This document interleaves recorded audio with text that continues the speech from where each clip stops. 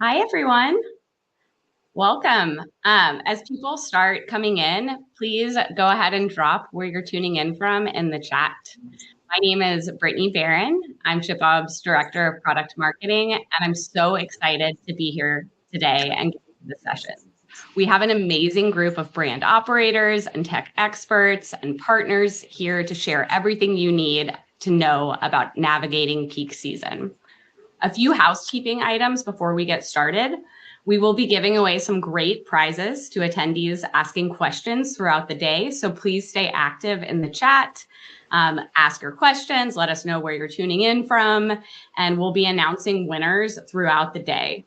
So, and at the end of the day, we're going to be giving away an awesome prize. I have both of these and use them all the time. We are giving away an Our Place Always pan and a steamer, so make sure you stick around. If you have any questions for our speakers after their sessions, head over to the virtual booths tab to connect with them. There will also be some special offers and discounts that you won't want to miss. So we'll go ahead and get started. Again, housekeeping reminders, but the main session and keynote to kick off today. I am thrilled to present our keynote session with our friends at Our Place. Our Place had such an amazing growth journey, and we have loved partnering with them throughout their entire experience. Since partnering with ShipBob, Our Place has expanded to 6 fulfillment centers in our network, expanded globally to both Canada and Australia.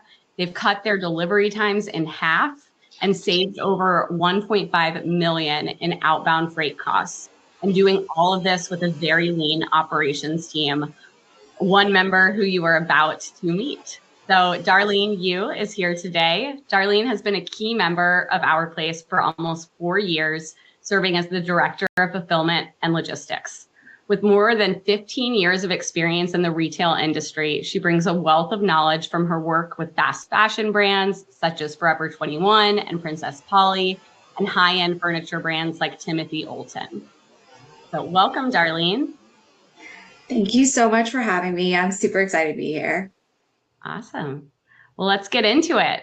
So Darlene, take us back to the beginning. How did Our Place come to life, and what inspired you to join the team?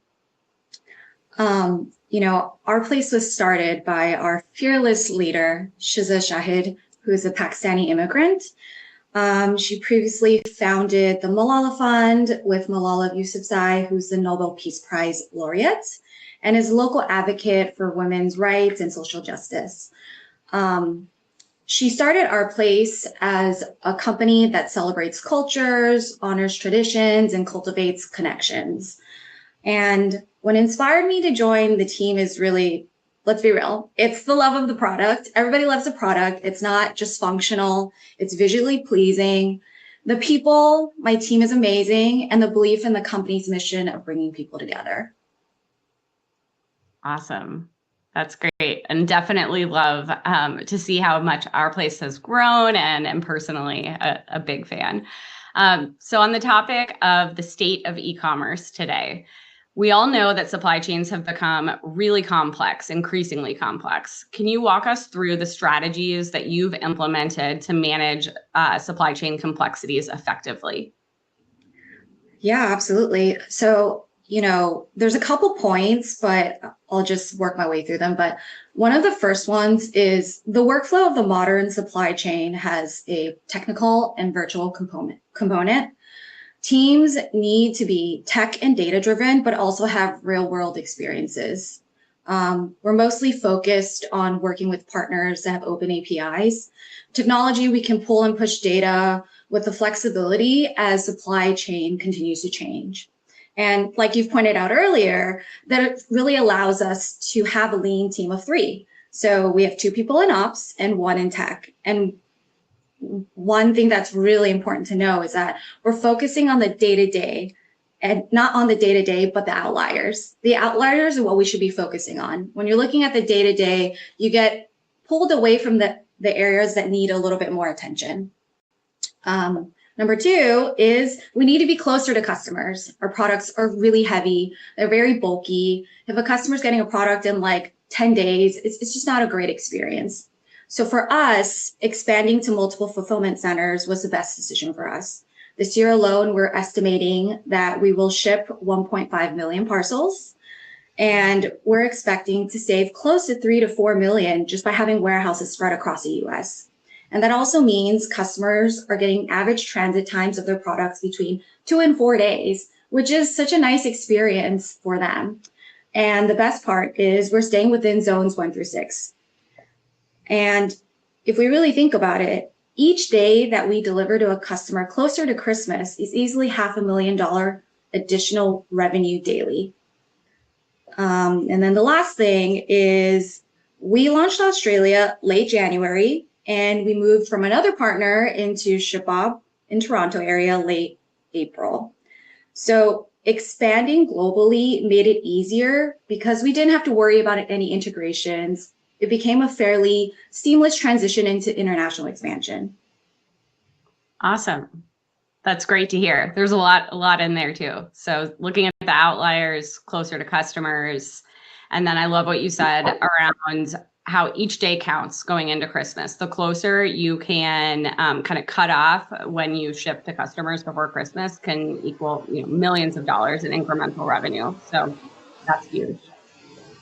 So the cost of acquiring new customers is another, key pain point and challenge that I know has gotten harder and more costly over the last few years. How do you balance these rising customer acquisition costs while still maintaining profitability and growth? Customer acquisitions costs are at an all-time high with traditional platforms like Meta and Google. And at our place, we have a sizable and fast-growing Amazon and wholesale business. These two channels have been very profitable for us. And with Amazon's reach and logistical capabilities, it makes it very popular for consumers, and that brings down the customer acquisition costs. Similarly, wholesale, while it can be challenging to manage, it has been proven very profitable for us. Our D2C business is the most impacted by rising customer acquisition costs, but we de-risk with our international presence where the costs are significantly lower. Awesome. So we've heard that, I think, from a lot of brands, especially that maybe were D2C first and hadn't expanded into retail yet, that is a great way to just get at more eyes on your products on other channels and just be everywhere where customers are. And very interesting that the costs are less high outside of the US. So that helps with international expansion. Very cool. All right, switching gears to the main topic. I know everyone here today is wanting to learn about peak and probably thinking about peak. It might be keeping y'all up at night. We're only a few weeks out from this year's peak.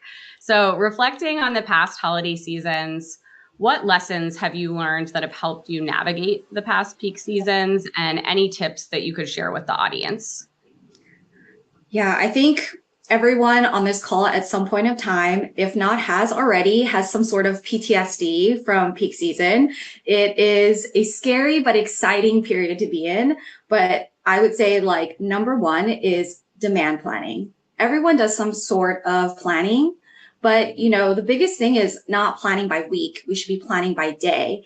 And then if you think about it, it really allows for better planning in labor, packaging, CX, seasonal hires, and it all stems from planning.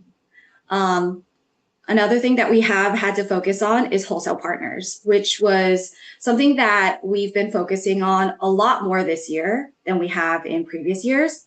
But the biggest thing for us is ensuring that all of those wholesale orders are done, out of the way. And so all the sites are just focused on bringing in inbound in preparation for D2C and also for fulfillment. Lastly is visit the sites where you have inventory. I'm actually about to start my US tour on Monday to visit all of my warehouses. It's so important to visit all of the sites where you have inventory, because if you think about it, I'm not going to meet the managers of every site. I'm sure they're lovely, but you should be meeting with the pickers, the packers, the people who are boots on the ground every day. They are the ones that see everything that happens. They are the ones that are shipping your product. I find that every year that I've done this visit, I learn something every time. every single time. That's awesome. Excited for your tour. On the topic of wholesale partners, are you already done with peak prep for wholesale? We're a couple weeks away. I think one of the biggest ones is Amazon. I'm sure anyone who has an Amazon partner, they know it's a little bit like climbing over a mountain at this point. But I think everyone's getting ready for we call it the Prime Junior Day. And so we're about a couple weeks out, but we'll be ready. I love that Prime Junior Day. Is there anything that you mentioned wholesale, so that's a little bit different, but is there anything else that you're doing differently for this peak compared to years past? Our place has had a couple of years of struggles in peak, like I'm sure any, new business has, but we've been really fortunate that in the last 2 years, now going on 3 years, that our playbook hasn't changed. It all comes from our team's experience, and we've just had so much success with ShipBob during the peak season. I think for fulfillment, there's not a lot of concern, but this year, some challenges that we're seeing, and I'm sure everyone already knows this, is a risk with the port strikes on the East Coast. I think it's the bane of everyone's existence right now. We are supportive of collective bargaining and rights of the union, but we have a responsibility to our customers and shareholders. And we need to minimize that impact by what we're doing is utilizing inventory product placement, IPP, with ShipBob, and then rerouting freight to the West Coast. We don't know what will come of the election, but I'm pretty sure the focus is on politics and not buying cookware right now. Yeah. Maybe a little bit bigger than just our place, but very cool that you have the flexibility to be able to reroute inventory to the West Coast and then have us distribute it for you across the US based on your distribution plans. Very cool. You mentioned that you're expanding more into wholesale. Can you tell us a little bit more about the new sales channels that y'all are launching this year? Yeah. I mean, my first 3 points are already Amazon, but it's different regions of Amazon, right? So we saw a ton of success on the US market in Amazon last year. And we launched in August technically last month. And then we're in the process of launching UK. Amazon is a great platform for us. We've seen pretty good revenue there. And we have a very small partnership coming out with Costco. So please, if you are at a Costco, make sure to stop by and look at our products. That's very exciting. Now I have a reason to go to Costco. And another excuse to go shopping there. Very cool. We'll have to all look out for that. So also thinking about preparing for peak, you mentioned how important tech is to our place and, having a really strong foundation for tools. So a connected tech stack really can be a game changer, especially during the holiday season. What tools does our place use that have had the biggest impact on your success, and which ones would you recommend to others listening today? Yeah, my favorite ERP is actually Fulfill. I've been through quite a bit of different brands in my career, but Fulfill has by far been my favorite. It has an open API. I find it very user-friendly. It can be utilized to write POs, order routing, receiving. And one of my favorite thing is it runs our box algorithm, which leads me to our software, Packurate. Packurate is plugged into Fulfill. And basically what it does, it runs all of our orders and it splits them into the most cost-aware cartonization before it reaches the fulfillment center. And lastly, Loop returns. It's helped us manage all of our returns and exchanges. And I've used Loop with multiple companies, and they've been such a great success. Awesome. So those are 3 great tools for folks to look into that have helped y'all. Very cool.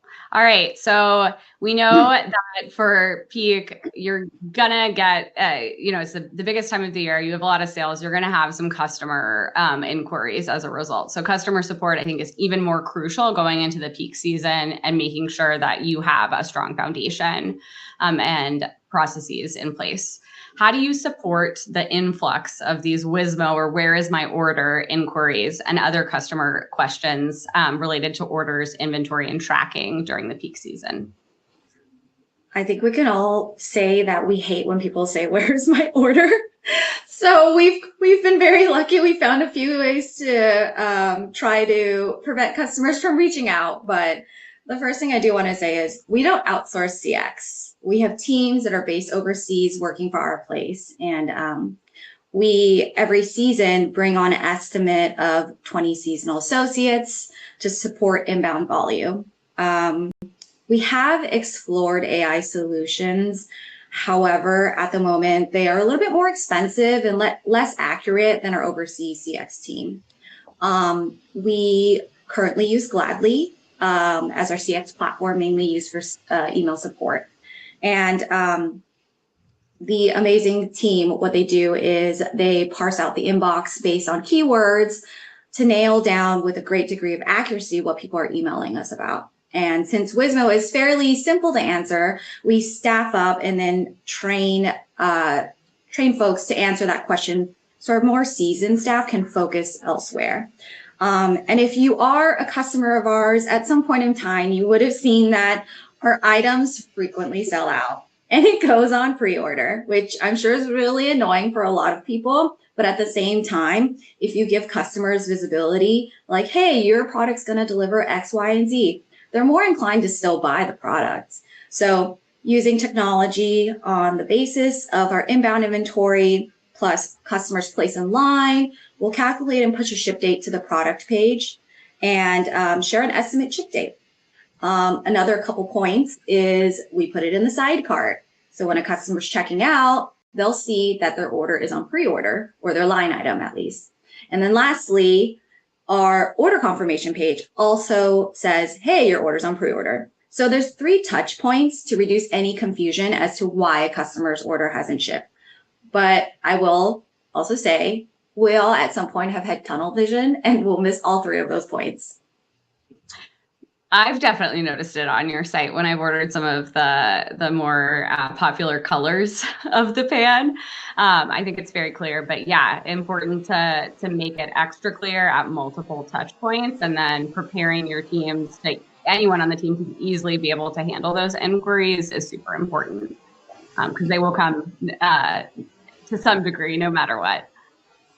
So very cool. All right, so great advice for the audience. I think folks definitely are taking away some new tips for peak, and we'll have some tools to look up.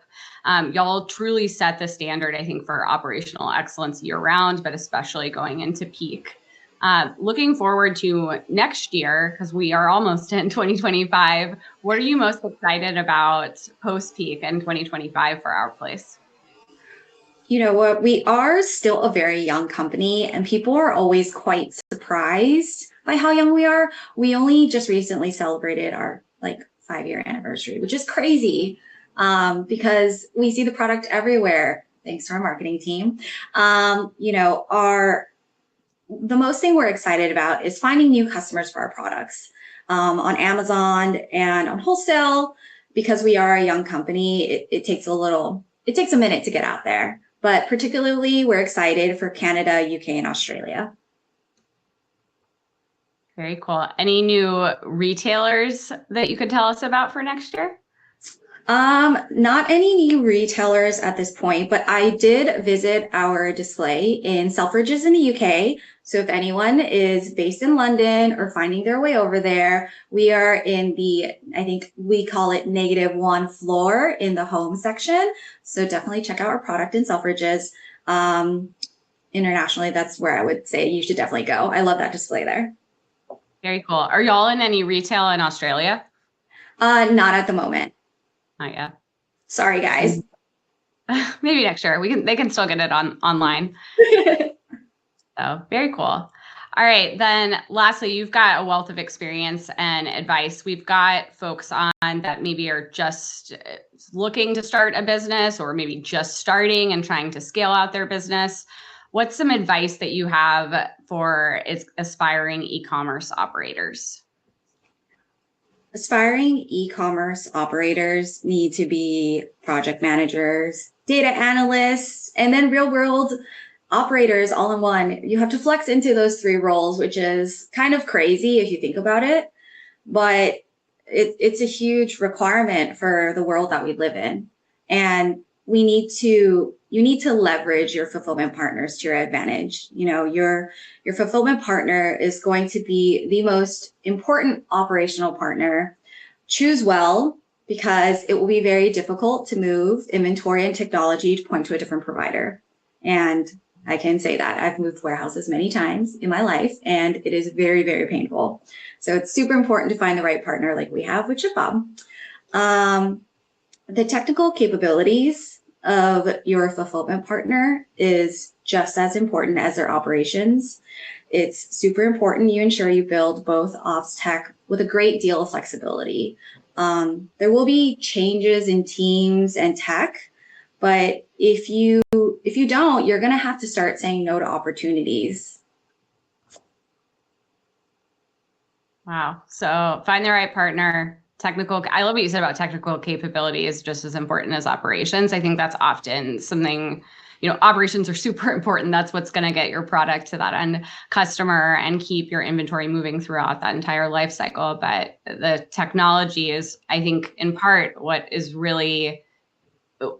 enables our place to only have an operations team of 3 and still be growing at your scale. So very, very important.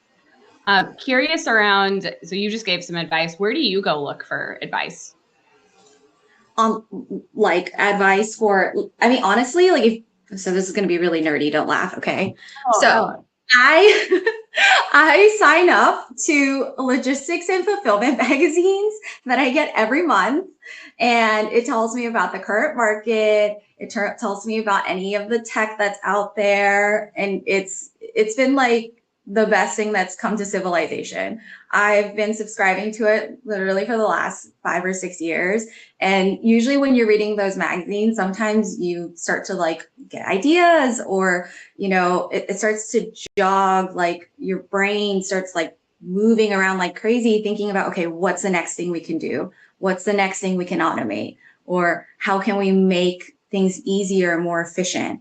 And also my peers, all the partners I've had through the years. I've been very lucky to have great leadership with huge amounts of guidance that tell us how to be in the right know of things that are happening. So yes, magazines and previous leadership are where I go. Okay, folks are very curious, as am I. What magazines specifically? It's called let me think. It's called Logistics. If you just Google Logistics Magazine, it's free. It's literally free. Yeah. And then they have different areas of the magazines. So one is logistics, one is packaging related. So if any of you guys do custom packaging, it's the best place to go, because then it tells you about all the different companies and what they're offering. And then they have one that's solely for fulfillment. Okay, yeah. Very cool. I think there are going to be many of us going to sign up for that now, especially if it's free. Yeah. That's awesome. And then obviously, finding a mentor, peers is incredibly important. I know I myself benefit a lot from those connections and being able to bounce ideas off of folks in the common industries. A couple of other questions that I thought of as we were chatting and that we've gotten from the chat. So you mentioned Amazon and how that's a growing channel for y'all. Are you doing FBA or FBM or a combination of both? How are you fulfilling those Amazon orders? It's a combination of both. One thing that we've kind of struggled with is that our appliances seem to sell really well on Amazon, so it blows through our inventory. So we can never really keep it in stock. And especially during Prime Day, we always end up FBM at some point in time. It just happens. And so that's been a little bit of a struggle for us. But yeah, it's a combination of both, and it's been a wild journey with Amazon. Yeah. So kind of a good problem to have if you're selling out, but if you've got that connection set up to be able to fulfill via FBM, then you don't sell out necessarily. You're just not going to get that Prime badge until you restock the inventory for FBA. So we see a lot of merchants do both and kind of have a backup for FBM when they need it. Very cool. And then we talked about returns a little bit, or we talked about customer service, but on returns, I think weren't you at the returns warehouse yesterday? I was 2 days ago. Yeah. So, ShipBob is lucky enough to not have to worry about returns. We have our own returns warehouse out in Valencia, and there's a person on my team that actually lives and breathes returns out there. We've been very lucky. We have a pretty low percentage in returns, but also it comes down to, I think it's the experience.